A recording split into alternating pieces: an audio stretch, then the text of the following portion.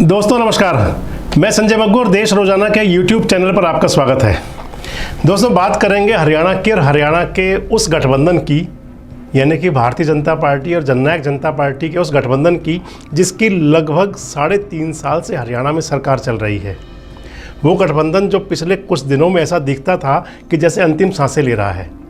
वो गठबंधन जिसके लिए बीजेपी के नेता और जेजेपी के नेता कई बार तो ऐसा लगता था कि जैसे जहर बुझे तीर एक दूसरे पर छोड़ रहे हैं, तो जैसे किसी भी दिन इस गठबंधन का अंतिम समय नज़दीक आ जाएगा। लेकिन कुछ ऐसा लगता है कि जो दिल्ली के नेता बैठे हैं ना बीजेपी के, यानी कि जो दिल्ली दरबार से चलती है राजनीति, उसके लिए गठबंधन मजबूरी है या ज़रूरी है। वो मजबूरी क्यों है, वो ज़रूरी क्यों है, उसके पीछे भी एक बहुत बड़ी आपको हम उदाहरण देंगे, आपको बिल्कुल फैक्ट्स के साथ बताएंगे। किस समय आज 17 तारीख है और आज बेंगलुरु के अंदर, कर्नाटक के बेंगलुरु में एक बहुत बड़ी बैठक हो रही है विपक्षी दल के नेताओं की, जिसके अंदर कि देश के तमाम विपक्षी दल इकट्ठा होकर ये दिखाने की कोशिश कर रहे हैं, जताने की कोशिश कर रहे हैं कि अब की बार वे बीजेपी को और मोदी की जो सल्तनत है उसको चुनौती देने के लिए एक बहुत बड़ी दस्तक देंगे। 24 पार्टियाँ उस बैठक में शामिल हैं। तो जब ये गठबंधन जो विपक्ष के नेताओं का शुरू हुआ, उस गठबंधन ने कुछ किया या नहीं किया, उस गठबंधन का रिजल्ट क्या होगा या नहीं होगा, और वो कितनी बड़ी चुनौती बीजेपी के लिए बनेगा या नहीं बनेगा। लेकिन बीजेपी के जो नेता हैं, जो दिल्ली से बैठ कर के राजनीति चलाते हैं और जिनकी राजनीति की जो गूंज होती है, जो धमक होती है, सुदूर प्रदेशों तक जाती है, तो उस गूंज से हरियाणा भी अछूता नहीं रहा। क्योंकि इस समय बीजेपी के लिए भी एक बड़ी मजबूरी ये है कि आखिर कैसे वो उस गठबंधन का सामना करेंगे या उस गठबंधन की चुनौती को झेलेंगे जो उनके सामने आने वाला है। तो ऐसे में बीजेपी के लिए ज़रूरी हुआ कि एनडीए के कुनबे को बड़ा करें, और इस कुनबे को बड़ा करने की जो कुव्वत शुरू हुई, उसके अंदर आपने देखा होगा पिछले दिनों ओपी राजभर साहब जो यूपी के नेता हैं, उनकी अपनी एक पार्टी है, क्षेत्रीय दल चलाते हैं। 2019 में जब चुनाव हुआ था उस समय भी इकट्ठे थे, और उसके बाद में योगी सरकार में मंत्री भी थे राजभर साहब। लेकिन जब यूपी का विधानसभा चुनाव आया 2021 के अंदर, और उस चुनाव के अंदर ऐसी दरार बनी कि ओपी राजभर साहब की पार्टी अखिलेश बाबू के साथ जा मिली।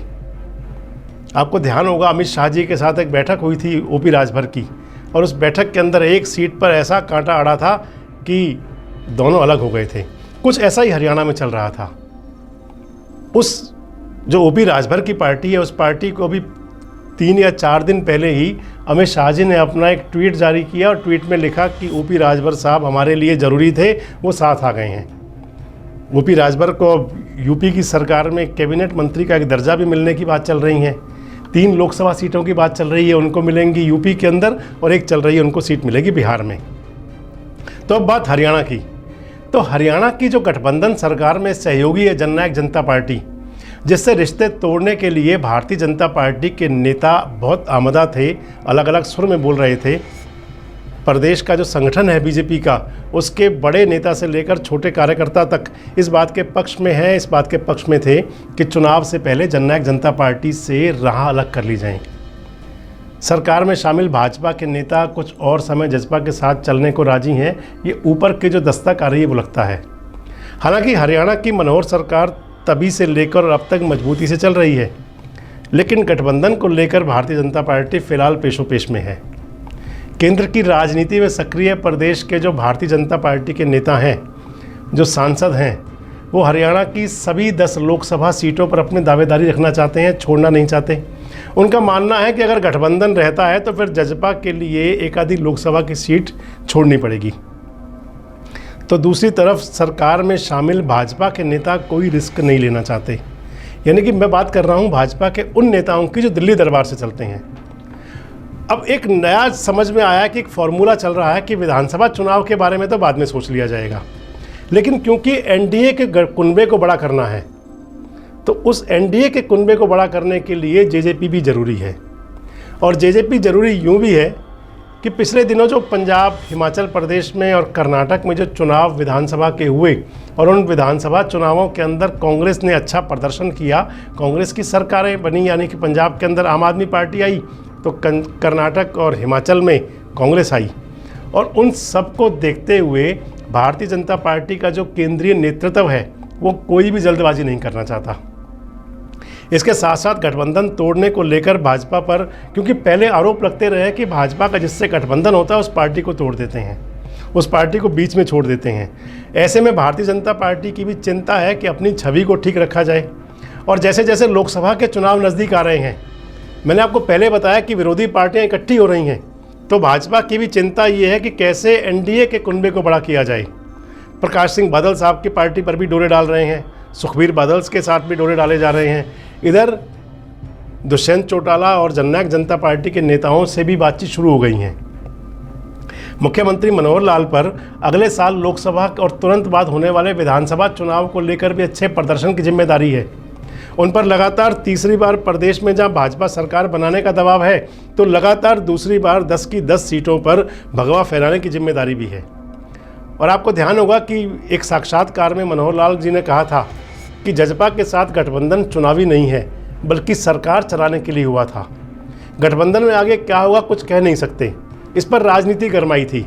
आपको वो भी ध्यान होगा कि बिप्लब कुमार देव ने जब उचाना की सरजमीं से ये बोला था कि जेजेपी ने कोई खाली पीली समर्थन नहीं दिया, हमने भी उनको डिप्टी सीएम दिया, मंत्री दिए, सरकार में भागीदारी दी। तो गठबंधन में रार की अटकलों पर डिप्टी सीएम और जजपा नेता दुष्यंत चौटाला ने अपने पत्ते एक बार भी नहीं खोले पूरी तरह। उन्होंने बार बार ये तो कहा कि हम भी कोई फैसला लेने के लिए आज़ाद हैं, वो भी आज़ाद हैं, लेकिन संशय बरकरार रहा। गठबंधन सरकार ने प्रदेश के विकास के लिए, जनहित के लिए काम किए, हम आगे भी करेंगे, इस प्रकार के बयान दुष्यंत चौटाला के आते रहे। और दुष्यंत चौटाला ये भी कहते थे कि चुनाव की घोषणा के बाद गठबंधन पर चर्चा होगी, उससे पहले गठबंधन ऐसे ही चलता रहेगा। लेकिन बीच बीच में आपने ये भी सुना होगा कि दुष्यंत चौटाला की पार्टी के कार्यकर्ता भी सभी 10 लोकसभा सीटों और 90 की 90 विधानसभा सीटों पर चुनाव के लिए तैयार होने का अपने आप में दम भरते दिखते थे।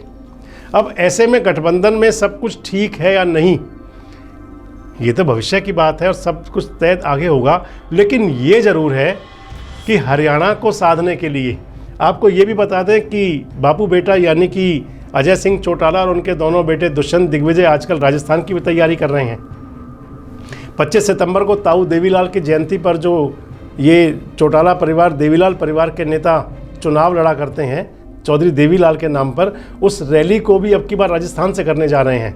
तो मान लिया जाए कि एक तरफ जहां जननायक जनता पार्टी के नेताओं ने अपना पासा फेंक दिया है या अपना एक तरह से अपनी पार्टी के विस्तार का जाल फैला दिया है, तो बीजेपी के नेता भी अभी इस प्रेम, जो इनका प्रसंग चल रहा था, जो इनके प्रेम सगाई चल रही थी, लगता है कि कम से कम लोकसभा चुनाव तक तो तोड़ने के मूड में नहीं दिख रहे। और यही कारण है कि मोदी जी के नेतृत्व में जो कल बैठक होनी है एनडीए की, उस बैठक में जेजेपी को न्योता दिया गया है। अजय सिंह चौटाला उस बैठक में शामिल होंगे, और जब उस बैठक में शामिल होंगे तो ऐसे में हम ये कैसे मान लें कि गठबंधन टूटने की कगार पर है। तो अगर सीधे सीधे ये कहा जाए कि दोनों की मजबूरी है, गठबंधन ज़रूरी है, उस राह पर अब दोनों पार्टियां चल रही हैं। इस मजबूरी का कितने दिनों तक मजबूरी रहेगी, कितने समय तक इस मजबूरी में दोनों बंधे रहेंगे, ये सब तो समय के गर्भ में है। लेकिन जिज्ञासा आपकी ज़रूर होगी कि हरियाणा की राजनीति में आखिर होता क्या है। तो हम भी अपनी जानकारी के हिसाब से आपको समय समय पर ये ज़रूर बताते रहेंगे कि जो ये गठबंधन है ये कितना सटीक रह सकता है, आगे कैसे कैसे फैसले हो सकते हैं। बस आपसे वही पुरानी एक गुजारिश कि आप हमारे साथ जुड़े रहें, हमें देखते रहें और हम भी अपनी जिम्मेदारी का निर्वहन करते रहेंगे। नमस्कार, धन्यवाद।